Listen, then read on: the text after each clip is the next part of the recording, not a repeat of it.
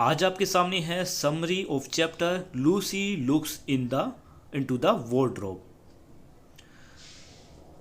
Four children, Peter, Susan, Edmund, and Lucy, were sent away from London to an old professor's house in the heart of the country because of the air raids during the war.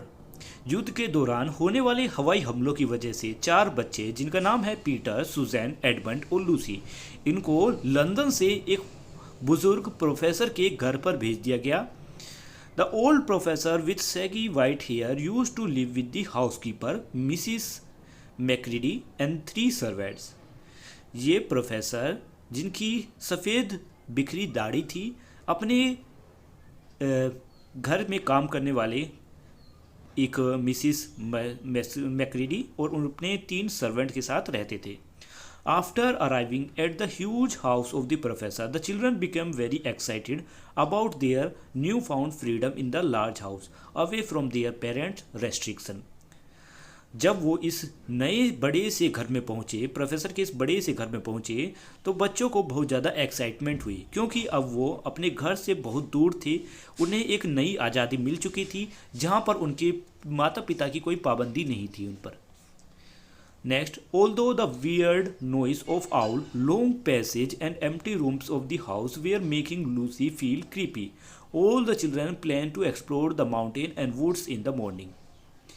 हालांकि उल्लू की आवाज़, काफ़ी सन्नाटा कमरे की में काफ़ी शांति की वजह से लूसी को बड़ा ही डर महसूस हुआ। सभी बच्चों ने एक सुबह ये इरादा किया कि वो पहाड़ों और जंगल की खोज में निकलेंगे।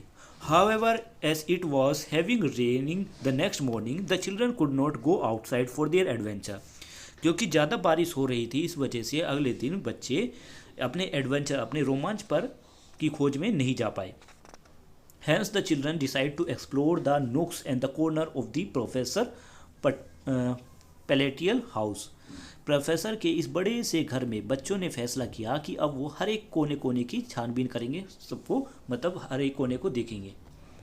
There adventure is in this unexpectedly large house led them to a spare bedroom, a very long room filled with pictures and a suit of armor, a room of hall hung with green, and also a series of rooms lined with books.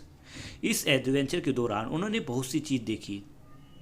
उन्होंने देखी तलवार, उन्होंने देखी कुछ pictures, तस्वीरें, armour यानी कवच जिसे युद्ध के दौरान पहना जाता है, बहुत सारी किताबें जो एक लाइन से बुक सेल्फ में रखी हुई थी। Finally they reach a room that had nothing except a dead blue bottle on the window sill and a big wardrobe with a looking glass on its door. आखिरकार वो एक ऐसे कमरे में पहुंचे जिसमें और कुछ नहीं, सिर्फ एक खिड़की पर एक ब्लू बोतल रखी हुई थी खाली। दूसरी तरफ एक वार्डरोब थी, एक अलमारी थी जिसके सामने वाले दरवाजे पर एक शीशा भी लगा हुआ था। Not being able to find anything interesting, everybody except Lucy left the room.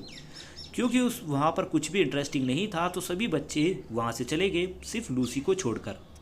However, Lucy moved forward to wardrobe and finding the wardrobe door open, she looked inside curiously. Lucy ने पाया कि वार्डरोब, अलमारी का जो दरवाज़ा है वो खुला हुआ है, और वो उसके अंदर गई ये जानने के लिए कि इसमें क्या है। The smell and feel of the fur coat in the wardrobe allured Lucy to enter. अलमारी में बहुत सी चीज़ होने की वजह से लूसी का ध्यान अंदर की तरफ आकर्षित हुआ, मतलब अट्रैक्ट हुई। And she start stepping further into the wardrobe, और इसलिए लूसी ने अपने कदमों को आगे बढ़ाना शुरू किया।